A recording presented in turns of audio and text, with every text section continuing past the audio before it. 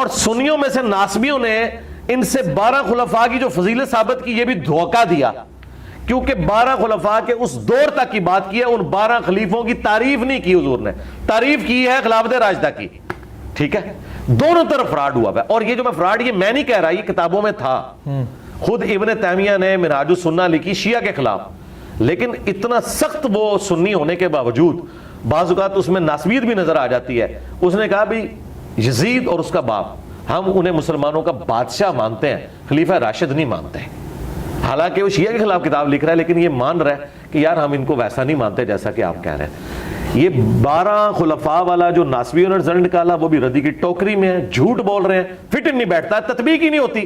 دوسری طرف 30 سال تک خلافت، پھر کاٹ کھانے والی ملوکیت، اس کا کیا کریں گے؟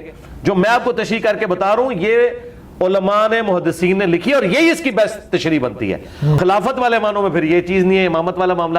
لہٰذا یہ معاملہ جو ہم بتا رہے ہیں آپ کو موقف، یہی موقف اہل سنت کے جن محدثین کا یہ موقف ہے یہی حق پر مبنی ہے، یہ تمام روایتوں کو سیٹسفائی کرتا ہے. اور ہمارے استاد مولانا اسحاق صاحب کا یہی موقف تھا. میں نے ان سے جو 1-to-1 کوسچن آنسر سیشن کیا اس میں انہوں نے یہی جملے بولے کہ بھئی علی بیٹا پھر ان 12 میں شیعہ حضرات سے بھی کہتا ہوں کہ 12 اماموں کو کھولتے تو کوئی نہیں ملی. ہاں دیکھیں مولانا اسحاق اللہ تعالیٰ ان کی روح کو خوش کرے جنت الفردوس میں الحمدللہ.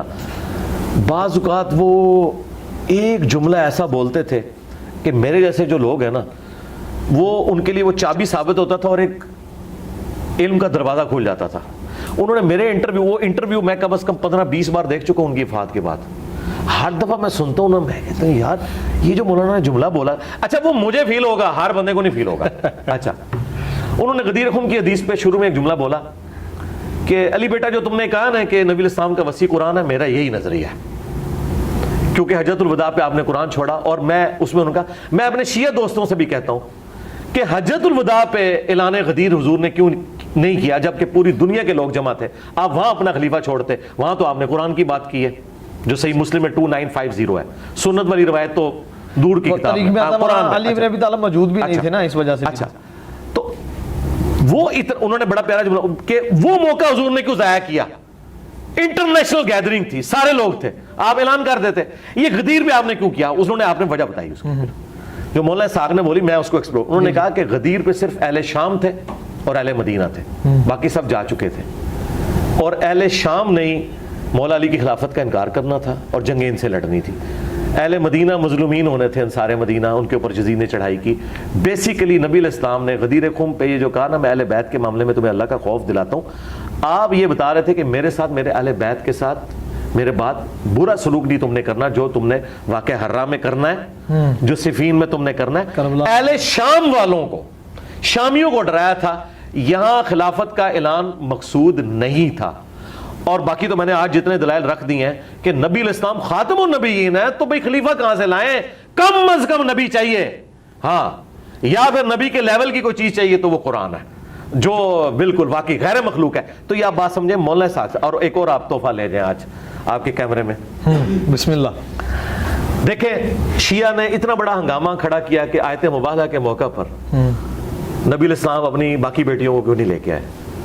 اس سے انہوں نے باقی بیٹیوں کا انکار کیا. حالانکہ آج کا سب سے بڑا غالی شیعہ یاسر الحبیب جو حضرت عائشہ کے اوپر قنوت نازلہ پڑھتا ہے نعوذ باللہ، اتنا غالی خبیث رافضی ہونے کے باوجود وہ کہتا ہے کہ جی بیٹیاں چاہ رہی تھی، وہ بھی مانتا ہے. یہ تاریخ میں ہے. اچھا دیکھیں نہیں میں دیکھیں شیعہ میں اتنے ہارڈ لائنر جو حضرت ابوبکر عمر عثمان کو منافق کہیں وہ بھی کہیں نہیں بیٹیاں چاہ رہے ہیں تو اس کا مطلب ہے یہ بات تگڑی ہے. یہ میں شیعہ کے لیے بات کروں. اچھا اب یہ مذاق اڑانے والی بات ہے، کیا وہ باقی 3 بیٹیاں اس وقت زندہ تھی مبالغے کے وقت؟ نہیں، وہ تو اس سے پہلے فوت ہو چکی تھی. تو قبر سے نکال کے تو نہیں لانا تھا نبی علیہ السلام نے. تو یہ اعتراض کتنا باطل ہے.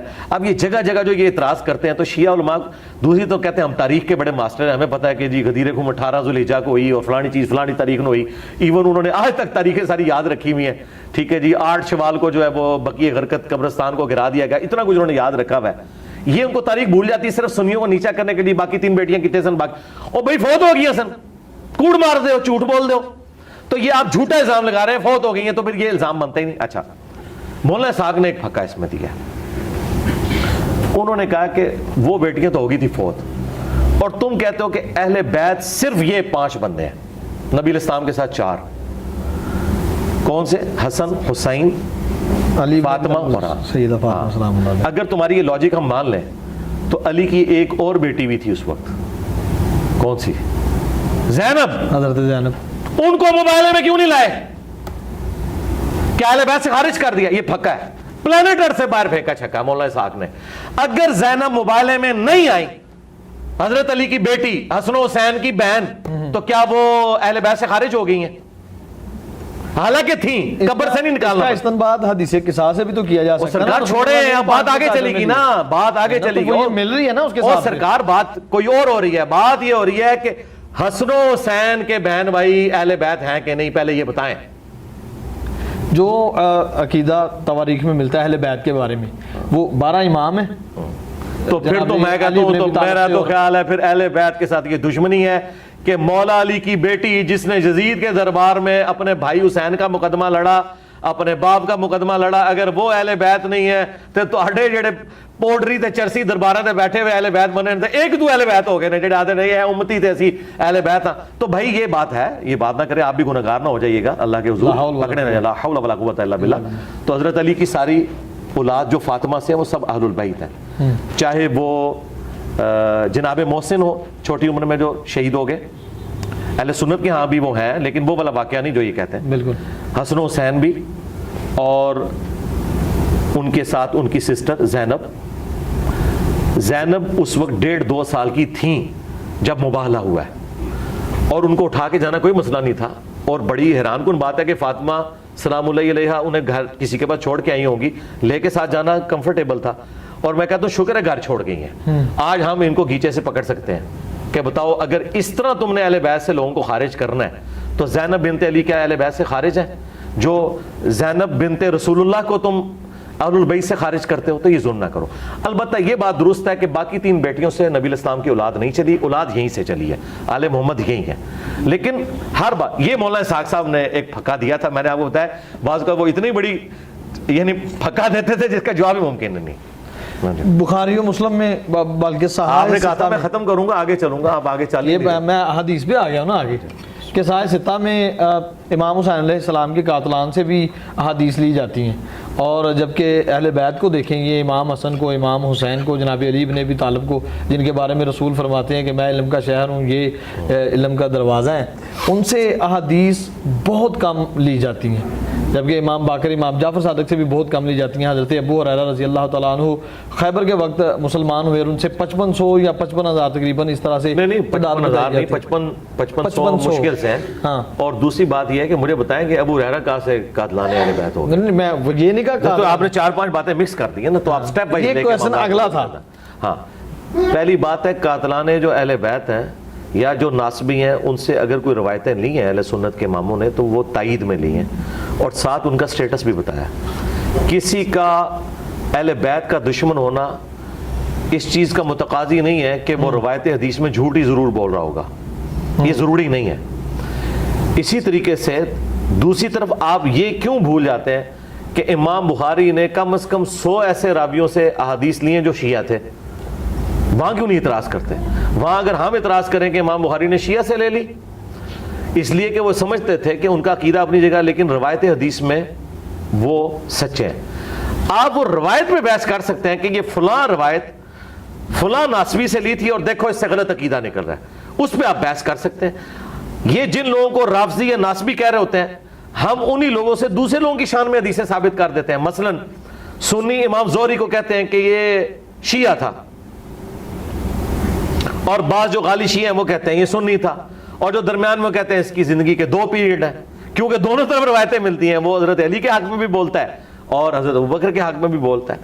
تو بات یہ ہے کہ اس طرح جب دونوں طرف، میری کوئی ویڈیو لگا لے جنگ صفین پہ تو اسے لگے گا یہ کوئی شیعہ ہے، ٹھیک ہے نا، آپ کو کہا بھی جاتا رہا، تو مجھے کوئی فرق نہیں، مجھے سب کچھ کہا جاتا ہے اللہ کے فضل سے، کوئی فرق نہیں ہے۔ امام شافعی کو نبی نے کسی عورت کو بیوی کے طور پر چوز کیا، ایک ڈفرنس کتنا بھی ہے، اور وہ عورت راضی ہے، تو تیسرے بندے کو کیا تکلیف ہے؟ یہ آج کے دور کے مسئلے ہیں، یہ تب ہو جب کوئی زبردستی معاملہ ہو پھر ہم کہیں گے۔ مجھے بتائیں یہ کون سا قاعدہ قانون ہے کہ مرد و عورت کی اتنی ایج ڈفرنس، مثلا ہمارے पंजाब के माशरे में कहते हैं जी 6-7 साल का डिफरेंस हो, आजकल तो वो खत्म हो चुका है। अब तो क्लास फेलो होते हैं, एक उम्र के होते हैं, अब किधर गया वो डिफरेंस, बल्कि कई तो उम्र में बड़ी होती हैं 1-2 साल, और ये सारे मामलात होते हैं। और फिर वो उसका एंड रिजल्ट ये होता है कि 10 साल के बाद वो बीवी माँ लगना शुरू हो जाती है, क्योंकि मर्द तो इतनी जल्दी बूढ़ा नहीं होता। फिर पुराने लोगों की इनको बात याद आती है, नहीं 7-8 साल का डिफरेंस होना चाहिए। ये सारे के सारे मामलात, तो मुझे बताएं, ये हर जगह अपनी अपनी नॉर्म्स चल रही हैं। अरब के मुल्कों में आज भी कोई मायूब नहीं समझा जाता। मायूब चीज़ ये है कि कोई शख्स ज़बरदस्ती किसी के साथ कोई मामला करता है और कोई बदकारी वाला मामला करता है। शादी मतलब मियाँ बीवी राजी, क्या करेगा काजी।